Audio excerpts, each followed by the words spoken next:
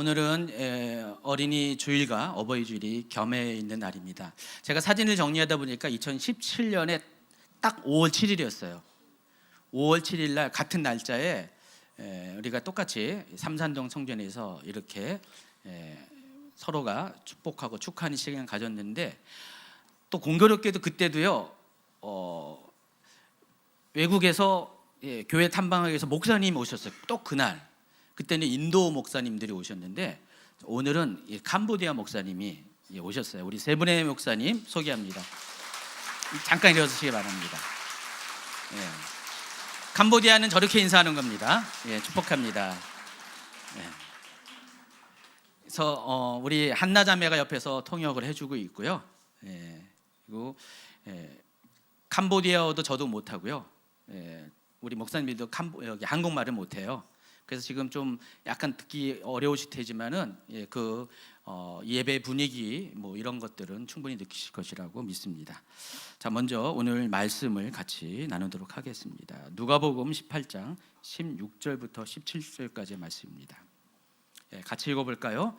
예수께서 그 어린아이들을 불러 가까이 하시고 이르시되, 어린아이들이 내게 오는 것을 용납하고 금하지 말라. 하나님의 나라가 이런 자의 것이니라. 내가 진실로 너희에게 이르노니 누구든지 하나님의 나라를 어린아이와 같이 받아들이지 않는 자는 결탄코 거기 들어가지 못하리라 하시니라. 아멘. 오늘 본문 말씀에서 예수님은 하나님 나라는 누가 어떤 사람이 들어가는 것을 여기 명확하게 말씀을 해주십니다. 그런데 그 하나님 나라에 들어가는 사람들의 예로서 어린아이들을, 주변에 있는 어린아이들을 불러 모으시고 하나님 나라는 이런 자의 것이다 라고 말씀을 하십니다. 하나님 나라는 어린아이와 같은 사람들이 들어가는 것이다. 또 17절에는 하나님 나라는 어린아이와 같이 받아들이는 자가 들어가는 것이다 라고 말씀을 하십니다. 우리가 가끔씩 질문할 때가 있어요. 우리 구원의 문제에 관련해서 질문할 때가 있는데, 특히 어린아이와 관련돼서 목사님, 어린아이들은 죽으면은, 예수 믿지 않고 죽으면은 천국에 갈까요, 지옥에 갈까요? 우리가 어른들이 예수 믿고 구원받는 것과 예수 믿지 않으면은 구원받지 못하는 것은 너무나 명확하게 알고 있는 사실인데, 아직 복음에 대해서 이해하지도 못하고 자기의 의지를 가지고 예수님을 주로 시인하지도 못하는 그런 어린아이, 작은 아이들, 그런 아이들은 죽으면 어떻게 될까요? 천국 갈까요? 지옥 갈까요? 묻는 질문들이 좀 있습니다. 여러분은 어떻게 생각하십니까? 천국 갈까요? 지옥 갈까요? 알쏭달쏭해요? 어떻게 보면 천국 갈 것 같기도 하고, 어떻게 보면은 그 성경적인 원리를 보면은 지옥 갈 것 같기도 하고, 약간 헷갈리기도 할 겁니다.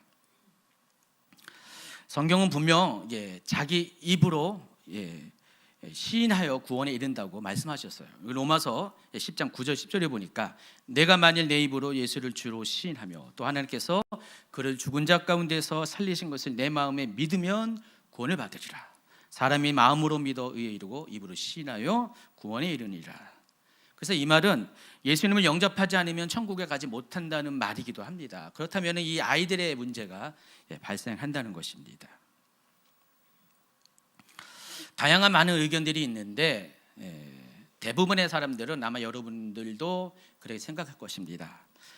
아이들이 비록 자기의 의지로 믿음을 고백하지 못했다 할지라도, 예수님을 영접하지 못했다 할지라도 그래도 천국 가는 것이 맞는 것 같아요. 왜냐하면 하나님의 그 긍휼과 하나님의 공의가, 만약에 그런 아이들을 천국 못 가게 하면은 하나님은 하나님이 말씀하신 것들에 대해서 스스로 지키지 못하는 것이기 때문에, 하나님의 긍휼을, 하나님의 사랑을 스스로 증명하지 못하기 때문에 그건 아닌 것 같아요 라고 말하는 분이 많이 있습니다. 저 또한 그 의견에 동의를 하고 있습니다. 근데 거기까지는 크게 문제가 없어요.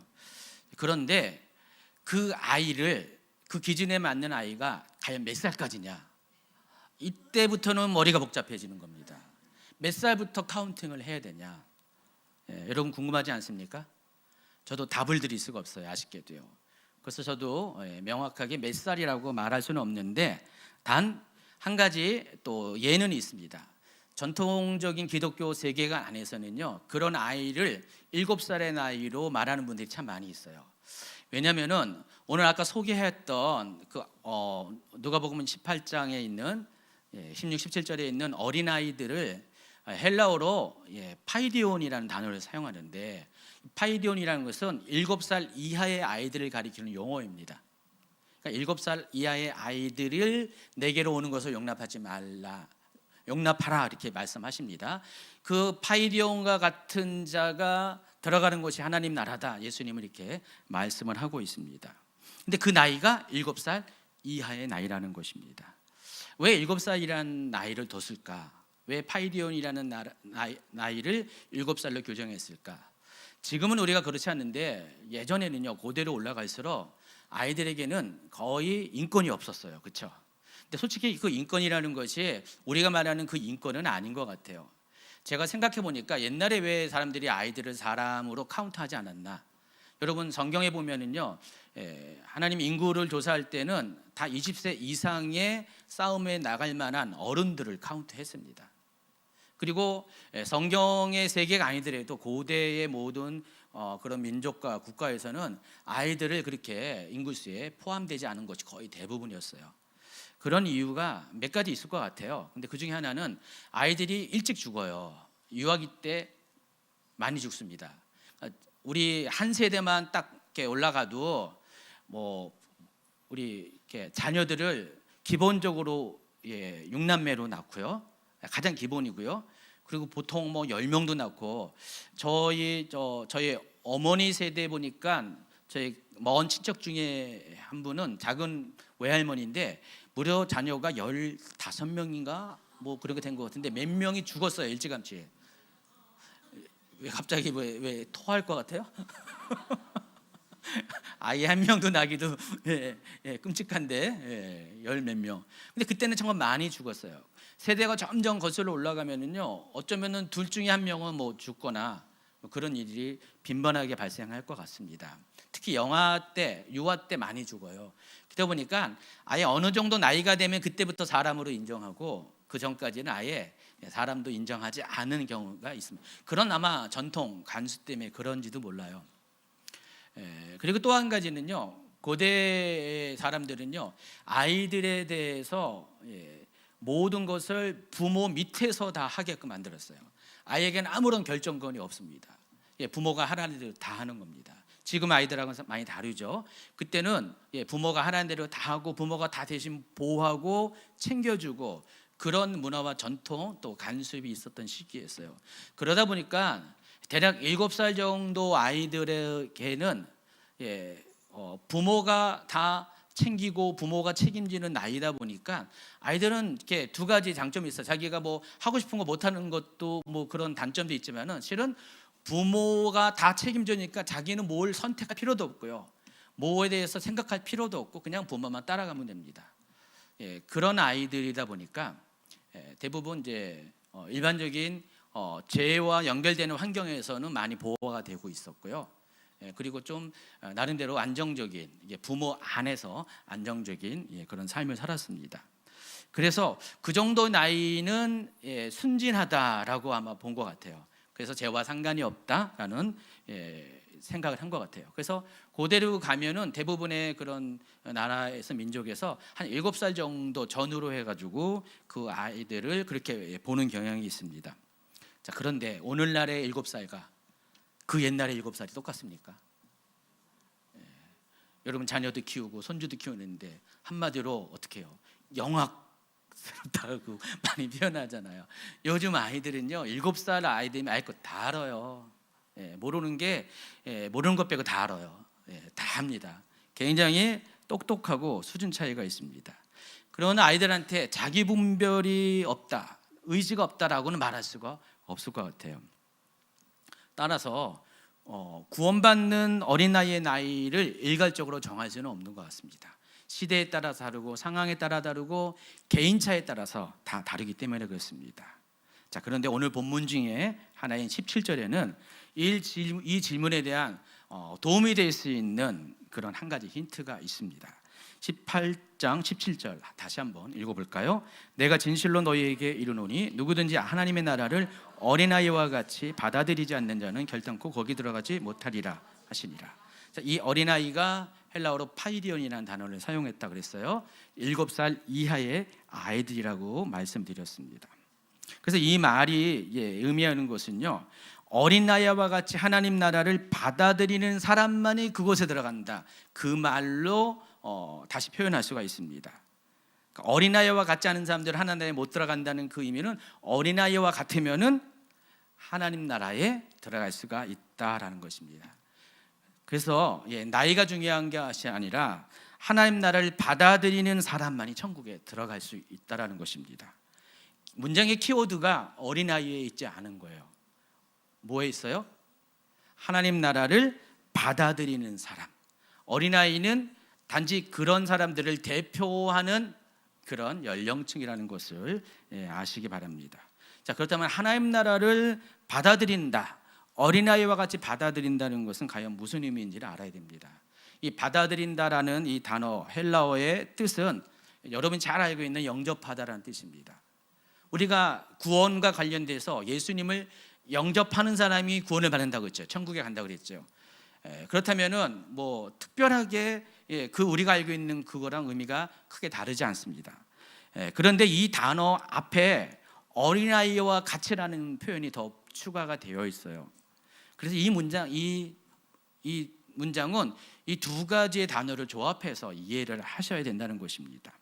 그러니까 어린 아이와 같이 하나님의 나라를 받아들이는 사람이 그곳에 들어갈 수가 있다는 것입니다.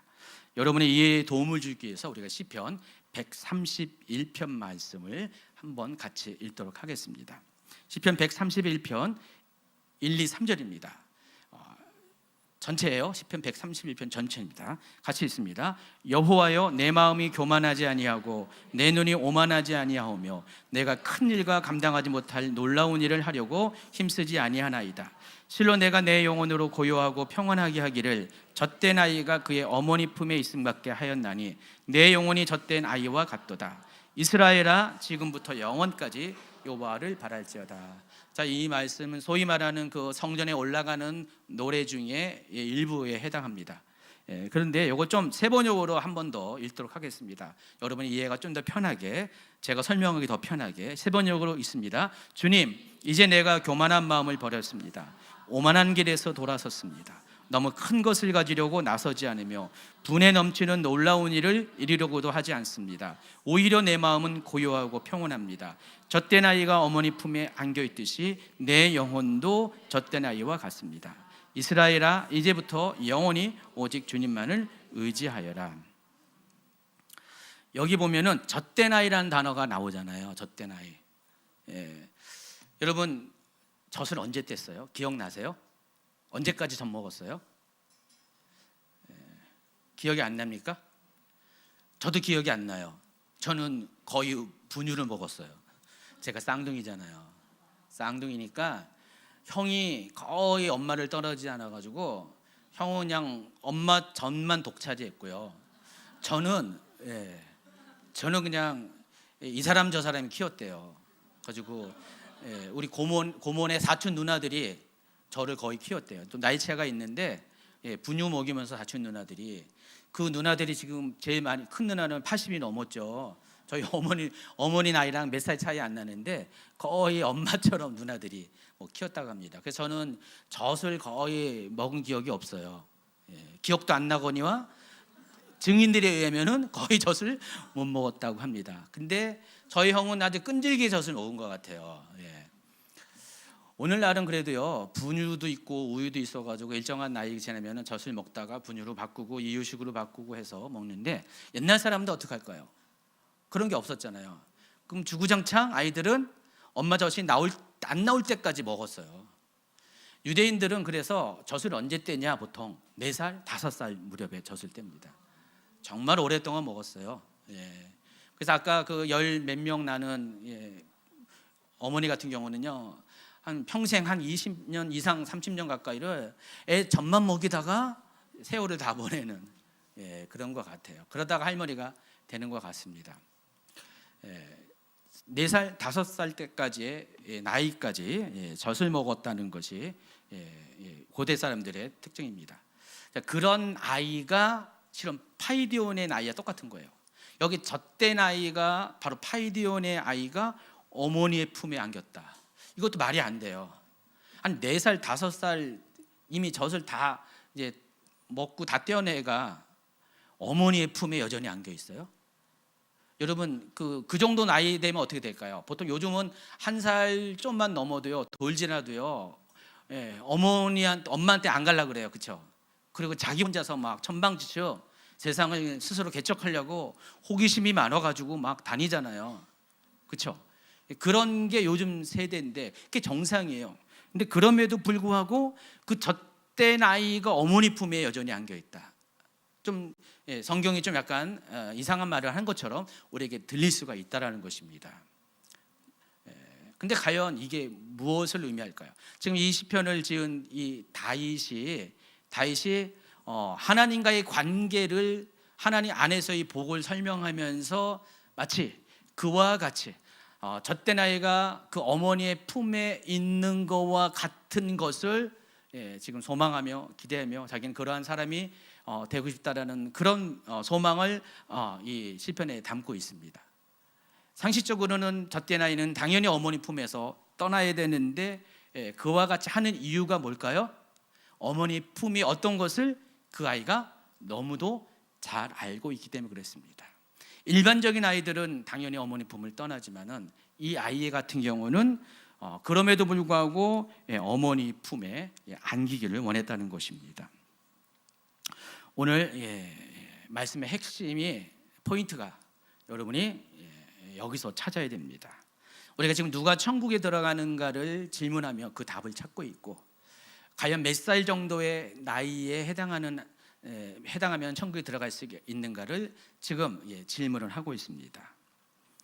근데 이 젖된 아이라는 것은 연령적으로는 4살, 5살 그 이하 7살까지 한 파이디온에 해당하는 우리 식으로 하면 유치원 다니는 그 시기의 아이들이지만은 당연히 이 아이들은 세상을 좋아할 것이고 호기심 때문에 어머니 품을 떠나야 되는데 그럼에도 불구하고 여전히 어머니 품 안의 가치를 알고 그 어머니 품 안에 머무기를 좋아하는 아이처럼 바로 세상을 좋아하지 않고 자기를 의지하지도 않고 여전히 하나님 은혜와 사랑 안에서 머물기 원하고 하나님을 신뢰하고 하나님을 의지하는 삶을 살기로 결정한 그 사람이 젖된 아기와 같은 사람이라는 것입니다. 그리고 그런 사람이 천국에 들어간다라는 것입니다. 제 말이 뭔 말인지 아시겠습니까? 우리가 영적으로 이렇게 거듭나고 누구나 다 영적으로도 어린아이의 시기를 지나고요, 성장하고 성숙하는 단계를 갖게 됩니다. 근데 어떤 사람들은요, 처음에는 예수님을 그와 같이 뜨겁게 사랑하고 하나님 품에 있기를 원하는 삶을 살다가 어느 시기가 되면은 육체의 나이에 맞게 그런 것처럼 영적으로도 그와 같은 행동들을 할 때가 적잖이 있어요. 점점 하나님을 떠나기를 원하고요, 자기가 원하는 신앙생활을 하기를 원하고요, 자기 마음대로 하기를 원하고요, 자기가 좋아하는 것만 하기를 원하는 사람들이 적잖이 있고 아마 대부분의 사람들이 그럴 수도 있습니다. 근데 어떤 사람은 어떻습니까? 이런 사람이 있어요. 여전히 하나님 품 안에 있기를 원해요. 여전히 하나님 품 안에 그 젖먹는 아이가 아님에도 불구하고 안기길 원하는 그런 사람이 우리 가운데는 있다라는 것입니다. 제가 이제 그런 성도들을 쭉 보면은요, 어떤 분들은 정말 그런 분들이 있어요.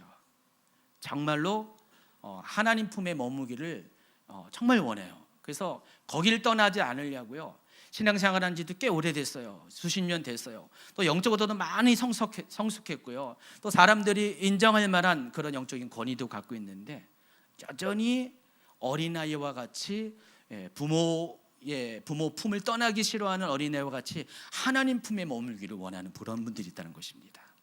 저는 그런 사람들은요, 그런 사람들에게는 죄가 들어오려고 해도 들어올 수가 없어요. 왜냐하면 하나님 품의 그 모든 것을 막아서는 울타리가 될 수가 있다는 것입니다.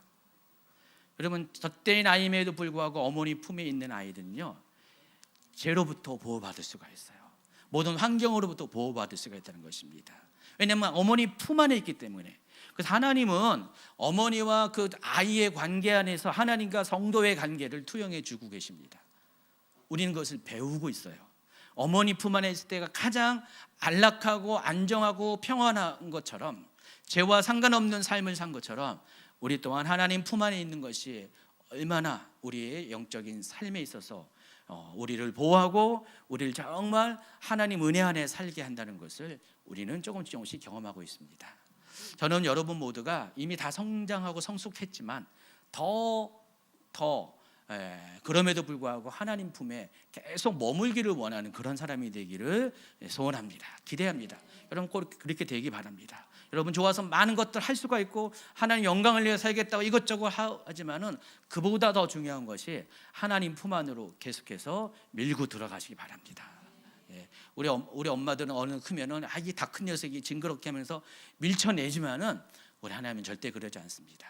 여러분이 더 커도 더 늙은 나이가 되더라도 하나님은 절대로 여러분을 그 품 안에서 밀어내는 분이 아닙니다. 그래서 여러분 그와 같은 삶을 살기를 예수님으로 축원합니다. 그러므로 천국에 들어갈 나이는 사람의 신체 나이와 상관이 있다 없다? 없어요. 그럼에도 불구하고 그래도 육체적으로 어린 나이일 때는 어머니의 영향력이 크기 때문에 상대적으로 어른보다는 죄와 관계가 적기 때문에 어릴수록 천국에 들어갈 확률은 더 클 수밖에 없어요. 정확하게 명확하게 몇 살이라고 말할 수는 없어도 그와 같다는 것들은 여러분이 아시길 바랍니다. 또 어린 아이에게는요 두 가지의 상반된 특징이 있습니다. 장점이 있고 단점이 있습니다. 어린 아이의 장점은 뭘까요? 순수하고 정직하고 거짓말을 못하잖아요. 겸손하잖아요. 가끔 가다가 어른 중에서 그런 사람 있잖아요. 있는 그대로 말하고 거짓말을 못하는 그런 사람 있잖아요. 가끔 가다가 저도 어린아이가 될 때가 있는데 근데 어린아이의 특징은 그런 것이 있어요. 장점이에요. 굉장히 좋은 점인데 반대로 단점이 있어요. 너무 어리석어요. 지혜가 없어요. 잘 속아요. 거짓말은 못하지만 거짓말에는 잘 속아요. 잘 상처받아요. 잘 삐져요. 그죠? 근데 어른들은 어떨까요? 어른들의 장점은 뭘까요? 어린아이의 단점이 어른들의 장점이에요. 또 어린아이의 장점이 어른들의 단점이기도 합니다.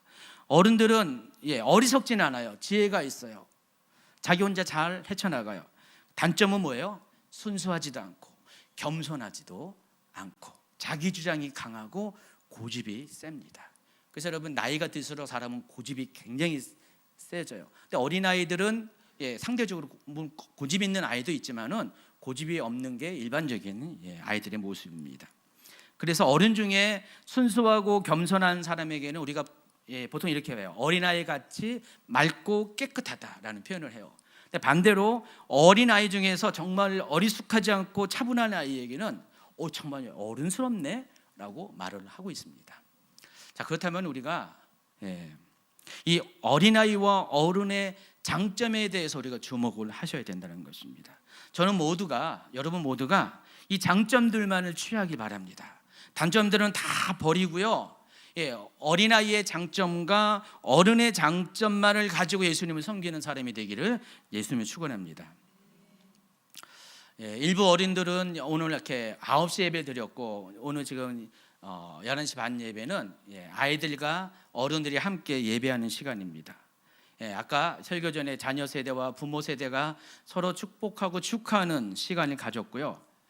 설교 후에는요 어르신들을 축복하는 시간을 가질 겁니다. 어제 최 목사님이 이렇게 UN 해가지고 나이 이렇게 정하는 정보를 공유해 주는데 전체에게는 안 했군요. 일부 분들에게 했는데 최근에 UN에서 아이와 청년과 또 장년과 노인을 이렇게 나이를 새로 규정을 했는데 여러분 그 청년이 몇 살까지인지 아세요? 65세. 65세. 장년이 65세부터 80세. 진정한 노인은 80세 이상이래요. 여기 노인 별로 없어요. 장년도 좀 계시지만 실은 청년이 대부분이에요. 우리 교회는 청년이 대부분이네. 65세까지가 청년이래요. 놀랬죠? 그래서 앞으로는 제가 이제 선물 주기도 고민이 돼요. 이렇게 그동안은 뭐 몇 세까지 68세 뭐 이렇게 뭐 하다가 갑자기 그 얘기 들으니까 80세부터 드려야 되나? 고민이 되는데. 근데 이번에는 이제 71세부터 드리기로 했습니다. 지금 우리 예배는 다 모두가 함께 하는 예배이고요. 하나님은요 모든 세대의 사람들을 하나님 나라에 초청을 하셨어요. 우리가 이 예배의 초청을 받은 것처럼 모든 세대가 하나님 나라에 초청을 받았다는 것입니다. 자, 그런데 여러분 명심할 것은 초청을 받았다고 해서 모두가 하나님 나라에 들어가는 것은 아닙니다. 여러분이 자리에 지금 예배 자리에 앉았다고 여러분 다 구원받은 거 아니에요. 여러분 구원받았다고 믿습니까?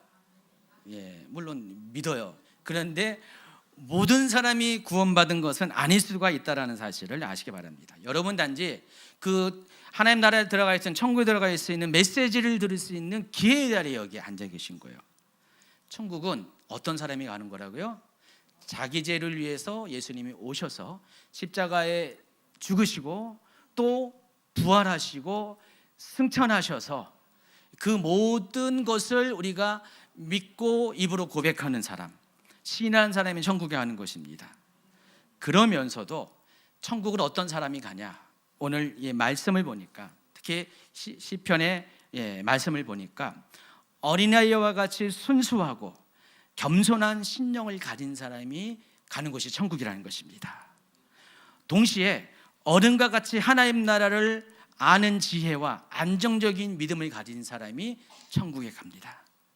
그리고 더 중요한 것은 어린아이든지 어른이든 모두가 하나님을 신뢰하고 의지하는 사람, 이런 사람들이 하나님 나라를 받아들이는 사람, 영접하는 사람이거든요. 이런 사람들이 천국에 가는 것입니다. 그래서 여러분 젖된 아이가 어머니 품 안에 안겨 있는 것과 같이 여러분 모두가 그런 사람이 되시기를 예수님이 축원합니다. 여러분 좀 성장했다고요. 제멋대로 이렇게 갈 길로 가지 마시기 바랍니다. 많은 분들이 성장하면서 스스로 교만해져서 하나님 품을 떠납니다. 아이들이 자라서 부모의 품을 떠나듯이 하나님 품을 떠나고 자기가 원하는 방식대로 원하는 신앙생활을 하는 사람이 많이 있는데 그것은 옳은 결정이 아닙니다. 여러분에게 권면하기를 여러분이 영원토록 어린아이가 되세요. 적어도 하나님 품 안에 있는 어린아이가 되도록 애쓰시기 바랍니다. 그냥 하나님 품으로 비집고 들어가세요. 육체의 나이가 어떠하든 간에 여러분 신앙이 연조가 어떠든 간에 여러분 계속해서 끝까지 죽을 때까지 하나님 부르실 때까지 하나님 품에 뛰어드는 그런 어린아이가 되기 바랍니다. 젖된 아이가 될지라도 아이고 징그러워 그런다 할지라도 계속해서 하나님 품으로 밀고 들어가는 여러분이 되시기 바랍니다.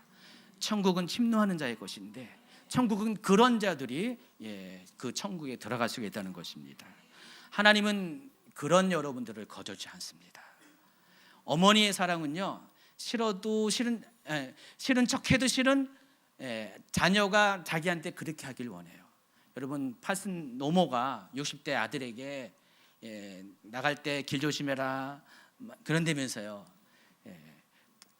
어머니에게는 아무리 자식이 나이가 먹어도 여전히 자녀입니다. 하나님도 마찬가지입니다.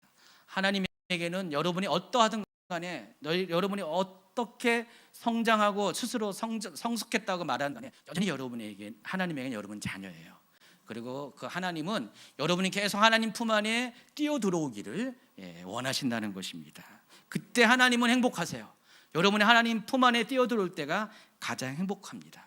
자녀들이 이제 다 커서 나가면 허전하다고 했잖아요, 여러분. 그렇죠? 그냥 부부만 딱 남으면 할 말도 없고 허전하잖아요.